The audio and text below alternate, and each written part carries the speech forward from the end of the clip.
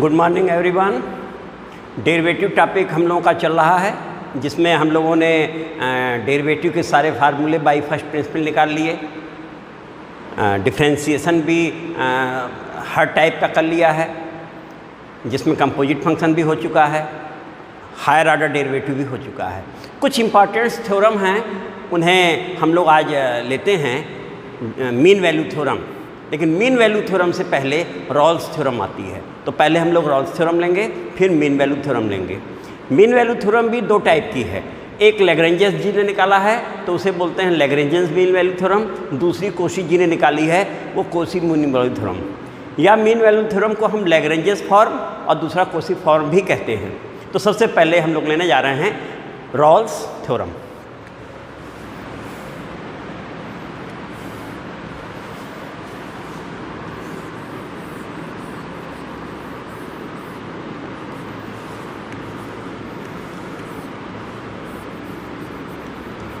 Rawls theorem.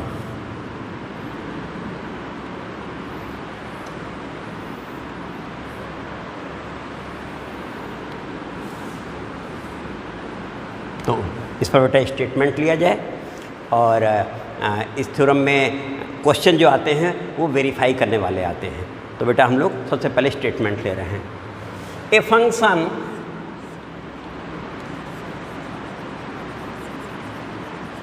f(x) be defined in closed interval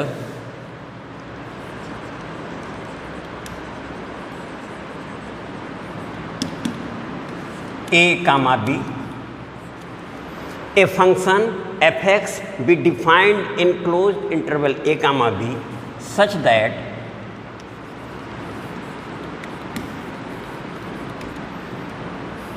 number 1, function f(x) is continuous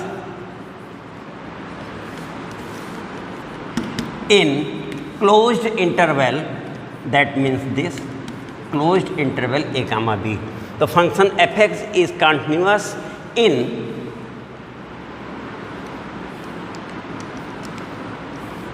closed interval a comma b. Second है function f(x) is differentiable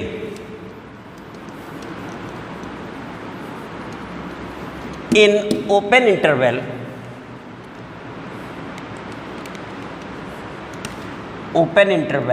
a comma b.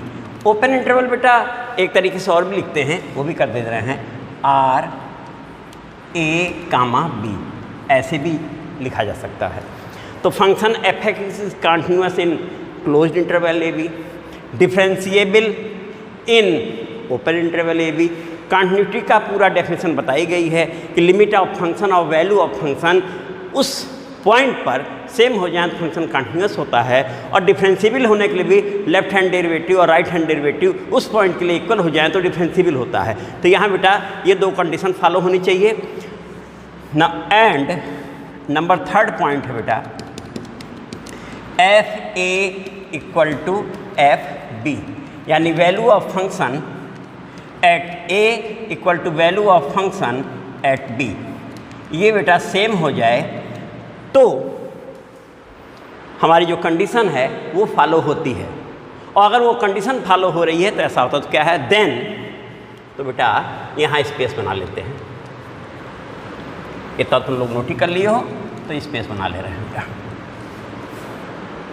Then there exists at least one point C. Then there exists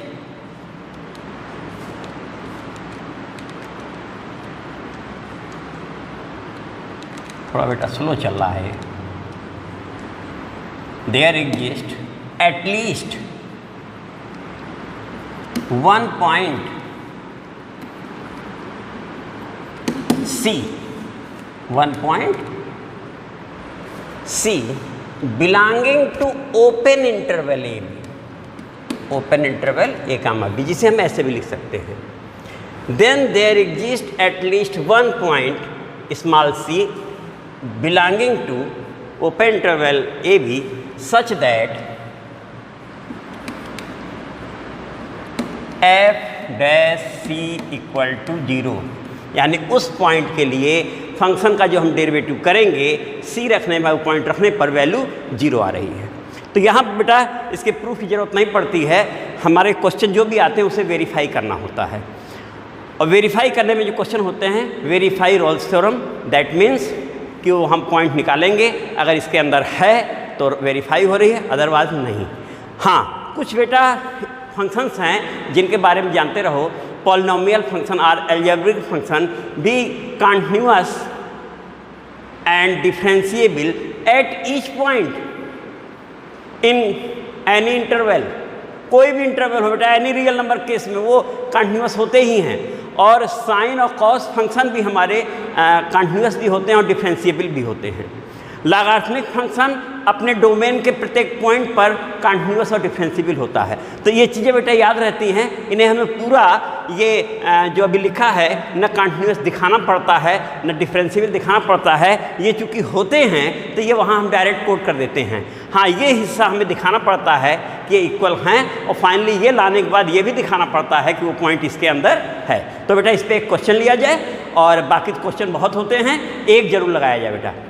तो ले लेते हैं question बेटा, तो इसको बेटा मिटाएं तब लिखें। Verify Rolle theorem for function F X equal to X square minus 4x plus 3। ये हमारा फंक्शन है, और डिफाइंड जिस इंटरवल में है, डिफाइंड इन इंटरवल 1, 3 बेटा। ये हमारा क्वेश्चन है कि हमारा फंक्शन इसमें डिफाइंड है और वेरीफाई करना है रोल्स थ्योरम। फिर से देख लेंगे बेटा, verify Rolle's theorem for function, function हमने कोड कर दिया F X equal to X square minus 4x plus 3 in the interval, defined in interval हमने बोल दिया एफ एक्स क्लोज इंटरवल 1, 3। तो अब बेटा इसके लिए हम लोग बढ़ रहे हैं आगे, तो यहीं से हम लोग इसके वेरिफिकेशन पे आ गए। वेरिफिकेशन अब चालू हो चुका है। ये हमारा फंक्शन नंबर 1 है। इतना हो चुका बेटा। तो पहला point, given function F X is polynomial function, polynomial function. तो बेटा क्लियर हो गया, polynomial function which is continuous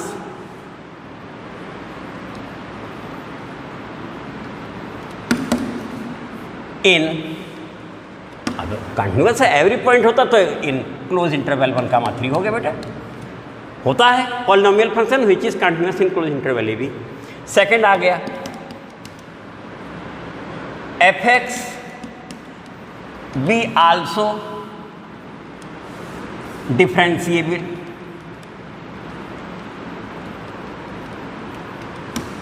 in open interval A comma B. जब क्लोज में है तो क्लोज में इक्वल वाला पॉइंट भी आता है, यानी क्लोज से ओपन इंटरवल बनाना तो आसानी होता है बेटा। तो मैं जानते हो एक्स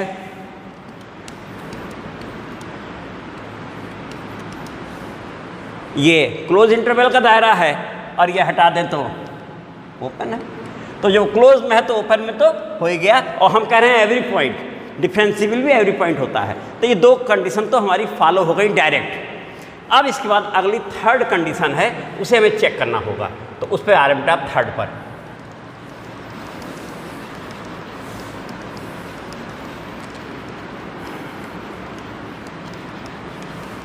अब थर्ड में हमारा था F B equal to F A बोला गया था। तो यहाँ बेटा हमारा जिसे ए बोल रहे हैं, given A comma B equal to कितना बेटा है हमारा 1, 3 है। ये इम्प्लाई क्या करता है कि A equal to 1 and B equal to 3। Now F A equal to F1 और इक्वल टू बेटा फिट कर लो 1 स्क्वायर माइनस 4 इंटू 1 प्लस 3, तो बेटा कितना हो गया 0 आ रहा है मेरे सौ से, इक्वल टू 0। और F B equal to F3 equal to 3 square that means 9 minus 4 into 3 12 plus 3, तो ये 12 और 9 प्लस 3 12, ये भी बेटा हमारा आ रहा है 0। ये बना 9 माइनस 12 प्लस 3, तो 12 माइनस 12 0, और ये 4 minus 4 0। 10 F1 equal to F3, इसका मतलब बेटा हमारा F1 F3 के इक्वल है, जो कि हम कहते थे FA इक्वल टू FB। तो इतनी कंडीशन हमारी रॉल्स थ्योरम की सेटिस्फाई हो रही है, that is conditions of Rolle's theorem satisfied, Rolle's theorem satisfied. इतनी तो बेटा सेटिस्फाइड हो गई, लेकिन अभी पूरा वेरीफाई नहीं हुआ है। पूरा वेरीफाई होने के लिए अब एक पॉइंट हमारा सी है, तो फर्दर अब इसके आगे बेटा बढ़ रहे हैं।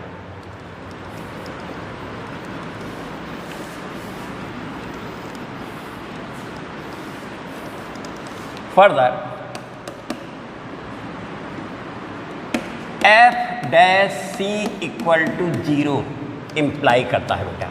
तो अगर हम एफ डैश एक्स करते हैं, यहाँ साइड में कोट करके तुम्हें दिखा दें कि एफ डैश एक्स अगर हम कर रहे हैं तो हमें मिल रहा है बेटा 2x माइनस 4, देखो 2x माइनस 4, तो F dash C means 2c minus 4 equal to 0। Side में हमने कोट कर दिया एफ डैश एक्स के बारे में। और इसके आगे बढ़े तो ये इम्प्लाई करता है c equal to 2, 2c equal to 4, that means c equal to 2, और c इक्वल टू 2 बिलोंग करता है ओपन इंटरवल 1,3 में। 1 और 3 के बीच में है 2, तो रॉल्स थ्योरम वेरीफाइड हो गई। जो c हमारा पॉइंट जिसको हम कह रहे थे कि वो ओपन इंटरवल a,b में होना चाहिए, तो a,b यहाँ क्या है बेटा 1,3 है। दस रॉल्स थ्योरम वेरीफाइड, यहाँ कर देते हैं बेटा 10 रॉल्स थ्योरम वेरीफाइड हो जाएगा यहाँ आप शब्द। तो इस तरीके से बेटा कोई भी क्वेश्चन है हम सबसे पहले उसमें दिखाएंगे कि ये कंटिन्यूअस क्लोज इंटरवल जो दिया हुआ है, डिफरेंशिएबल ओपन इंटरवल जो दिया हुआ है, और वो ऐसे क्वेश्चन होंगे जो कि ऑलरेडी होते हैं, और अगर नहीं हैं तो तुम्हारा ग्रेटेस्ट इंटीजर फंक्शन है बेटा जो कि हमारा कंटिन्यूअस नहीं होता है, और ऐसे ही मॉडुलस फंक्शन है वो होता है लेकिन वो डिफरेंशिएबल नहीं होता है।